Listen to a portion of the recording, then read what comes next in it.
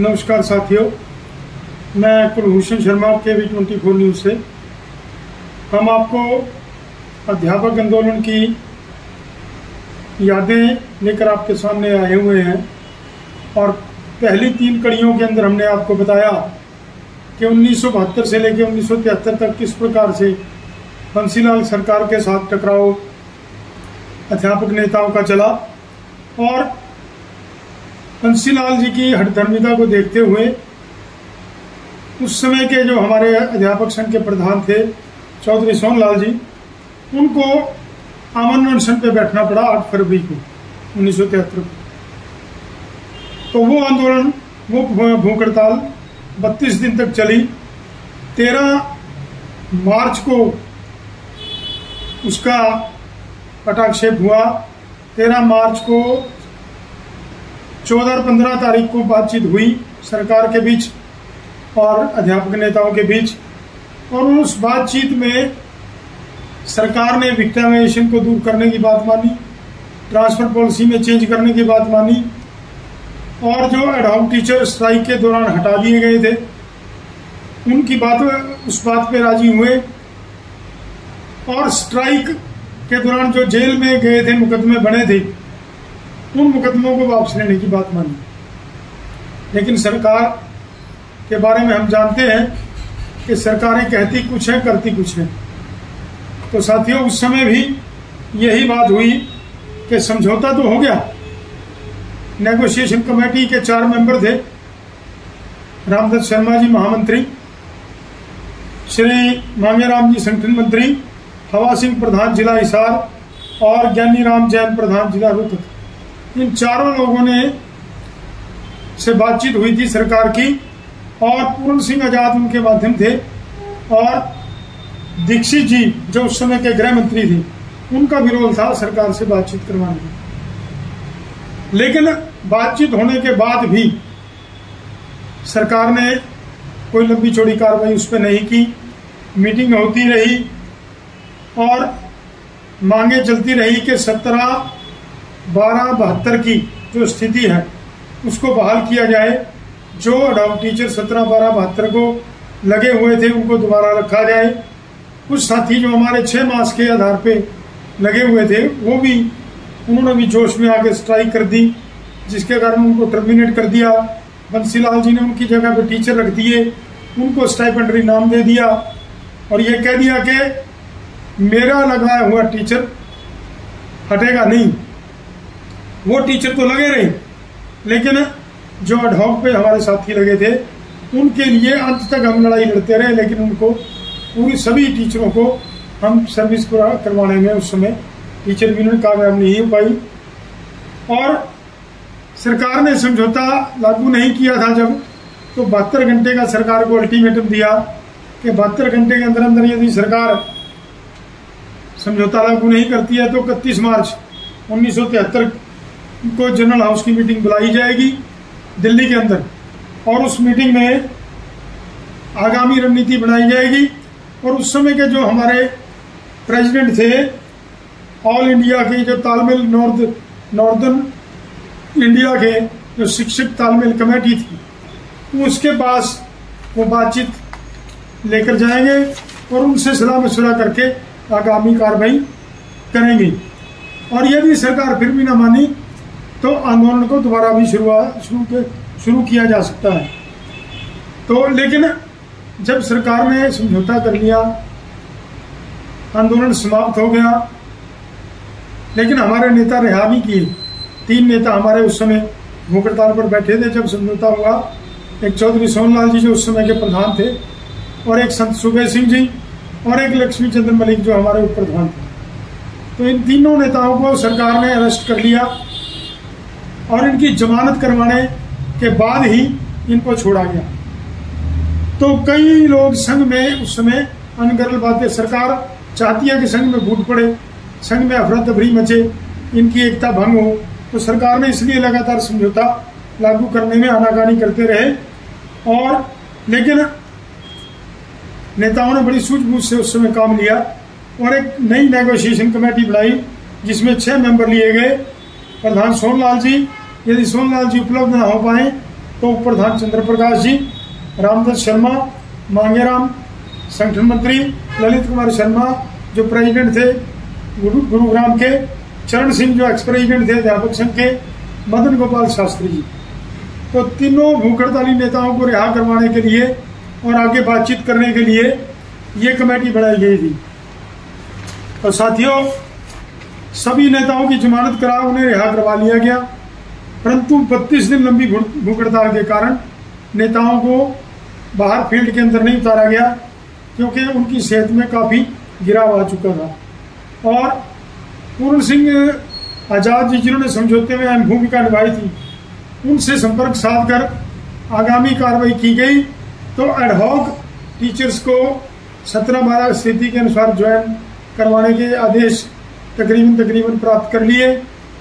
Strike period को duty period को non कराने के भी आदेश हो गए, और एडहॉक टीचर की कोर्ट केस जिन पर बने हुए थे वो भी वापस लेने का सरकार ने आदेश दे दिया। और लेकिन 6 मास के आधार पर जो टीचर थे जो टर्मिनेट कर दिए गए थे, उनको अभी तक ज्वाइन करवाने की कोई प्रक्रिया सरकार ने नहीं चलाई। तो उसके बाद टीचर्स इसी प्रकार से संघर्ष करते रहे, नेता इसी प्रकार से संघर्ष करते रहे, लेकिन सरकार की द्वेषपूर्ण मतलब बदले की कार्रवाई, क्योंकि बंसीलाल जी अपने खुंदक के लिए बड़े मशहूर थे और अपने स्वभाव से बड़े सख्त थे, तो उन्होंने समझौता तो कर लिया, लेकिन टीचर यूनियन के साथ खुंदक रखी और उनके नेताओं को दूर दूर तक ट्रांसफर किया। प्रधान जी की तो पता नहीं दर्जनों ट्रांसफर हुई, और दूसरे जनरल सेक्रेटरी की भी हुई, और भी नेताओं की हुई जो सक्रिय भूमिका उस समय निभा रहे थे। ट्रांसफर पॉलिसी को सही प्रकार से लागू नहीं किया। इसी दौरान अध्यापक संघ ने 2 रैलियां और की, और उन रैलियों में वही बात कि सरकार काम नहीं कर रही, सरकार सही प्रकार से टीचरों की मांगे लागू नहीं करी, डीए कटौती बहाल नहीं हुई। तो प्रधान जी को तो लगातार सरकार ने विक्टिमाइज करना शुरू कर दिया। 1973 के अंदर 93 के अंदर जब प्रधान जी रिटायर हो गए थे, तो उन्होंने मेरे को एक संस्मरण सुनाया। हम चंडीगढ़ जा रहे थे, उस समय भी बंसीलाल जी या अन्य नेताओं से मिलने के लिए हम 96-97 में जाते थे, बंसीलाल की सरकार थी, उससे पहले की बात है। तो उस समय प्रधान जी ने मुझे एक बात सुनाई कि जब चौधरी बंसीलाल मुख्यमंत्री थे, उनके समय में सभी यूनियंस को एक बार उन्होंने बुला लिया सेक्रेटरीट के अंदर, के आज सभी को बुलाओ और इनसे बात करते हैं, और जो भी यूनियन अंदर जाए उसी की यूनियन को धमका के भेज दे, बाहर निकाल दे, चल भाग जाए यहाँ से, काम नहीं करते, धाम नहीं करते। तो उन सब को धमका वगैरह के बाहर निकाल दिया। नंबर आया अध्यापक संघ का। तो जब अध्यापक संघ की यूनियन अंदर गई, तो सबसे पहला सवाल बंसीलाल जी का ये था, तुम्हारा प्रधान कौन है? तो सोनलाल जी थे प्रधान उस समय। सोनलाल जी ने कहा कि मैं प्रधान हूँ। तो छूटते ही बंसीलाल जी ने कहा, तू सरकार को हिजड़ा समझता है? तू दिल्ली जाएगा, सरकार की बदनामी करेगा?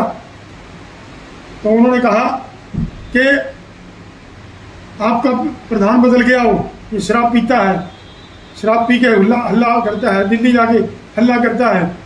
तो प्रधान जी ने तैश में आकर कहा कि मैं ऐसा कुछ भी नहीं करता, आपको बात करने का सलीका नहीं पता, एक मुख्यमंत्री के बात करने का ये सलीका नहीं है। तो उन्होंने उसी समय बंसीलाल जी ने कहा कि आप निकलो बाहर यहाँ से, मैं आपसे बात नहीं करूँगा।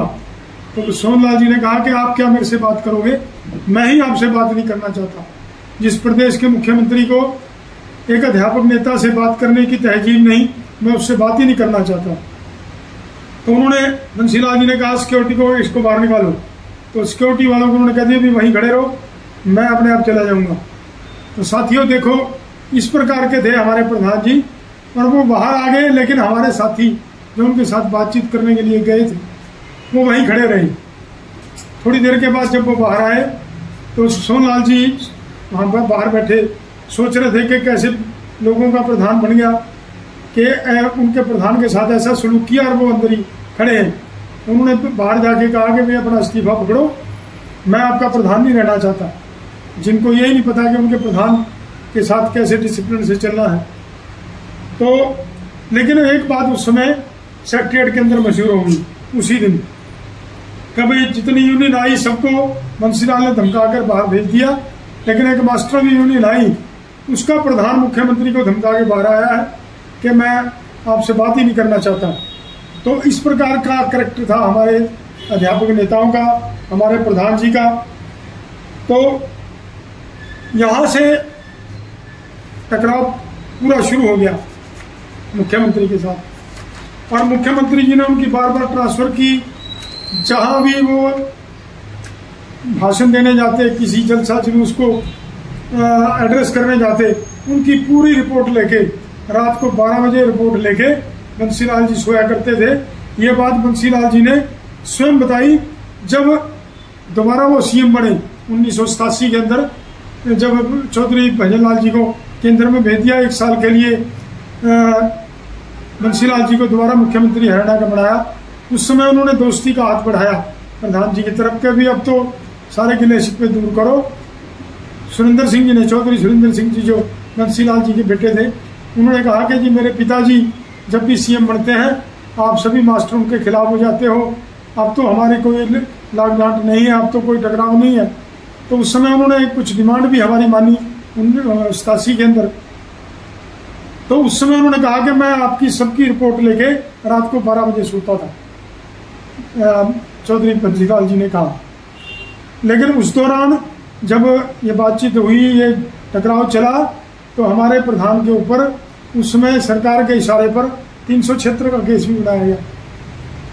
देखो किस प्रकार से प्रताड़ना की जाती है नेताओं की, और वो नेता टस से मस नहीं होते, और वो नेता सरकार से पूरा टकराव लेते हैं, झुकते नहीं है, टीचर्स की डिमांड मनवा के रहते हैं। अगर आज सोहनलाल जी जैसे नेता उस समय ना होते, रामदत्त शर्मा जैसे नेता उस समय ना होते, चंद्र प्रकाश जी जैसे, लक्ष्मी चंद मलिक जी जैसे, और जितने संगठन मंत्री जो है मांगेराम जी जैसे, जितने भी हमारे उस समय की लीडरशिप थी, वो लीडरशिप यदि लड़ाई ना लड़ती, तो आज जो हर तीसरे टीचर के पास इतना पैसा है कि वो गाड़ी खरीद सकता है, उस समय साइकिल भी नहीं हुआ करती थी। आज टीचर एक साधन संपन्न कैटेगरी है समाज के अंदर। उस समय टीचर बताते हुए लोग भी अध्यापक लगा है, इसके पास क्या होगा। उस समय सैलरी भी सबसे कम होती थी टीचर्स की, सुख सुविधाएं भी कम होती थी, एक बेचारा शब्द यूज किया जाता था, बेचारा अध्यापक लगा। लेकिन आज हमारे नेताओं ने हमें उस मुकाम पर पहुंचा दिया कि हम शान से कहते हैं कि मैं लेक्चरर लगा हूँ, मैं प्रिंसिपल हूँ, मैं एसएस मास्टर हूँ।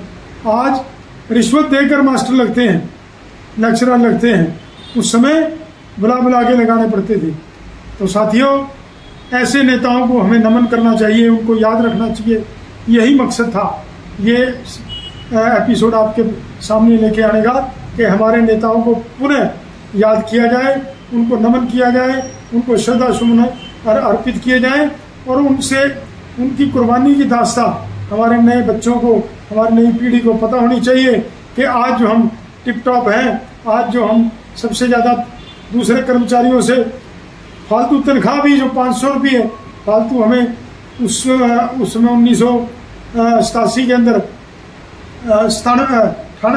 96 के अंदर बंसीलाल जी ने दी 5वें वेतन आयोग के तहत, वो भी बंसीलाल ने ही दी थी। और उन्होंने कहा था, जब हम उनसे बातचीत करने गए, मैं भी उस बातचीत में था, कि मैं अध्यापकों का थोड़ा सम्मान करना चाहता हूँ। मेरा टकराव बहुत रहा टीचर के साथ, अब मैं चाहता हूँ आपकी अलग पहचान बने।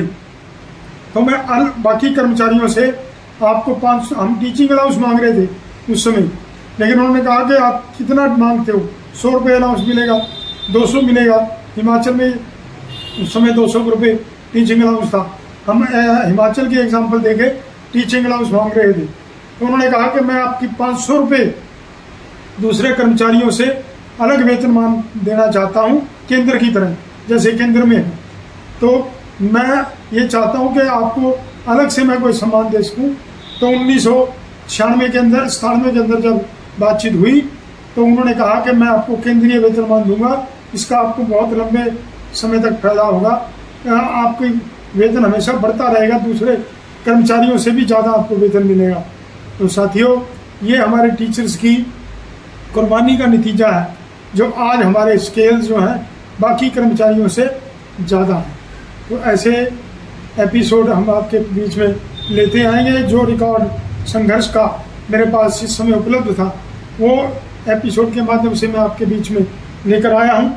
आगे भी जो कोई रिकॉर्ड मिलेगा, आगे भी कुछ, क्योंकि मैं अब उन नेताओं के संपर्क में, क्योंकि सब तकरीबन भगवान को प्यारे हो गए जो पुराने नेता थे, उन ऐसे किसी नेता के संपर्क में इस समय मैं नहीं हूँ जो पुरानी यादों को फिर याद करवा सके, हमें बता सके। यदि कोई साथी मुझे ऐसा मिला तो उसका इंटरव्यू भी आपके सामने लेकर आएंगे और वो उनके संघर्ष के दिनों की यादें भी आपके बीच में लेकर आएंगे। तब तक के लिए जय संघर्ष, जय एकता, नमस्कार।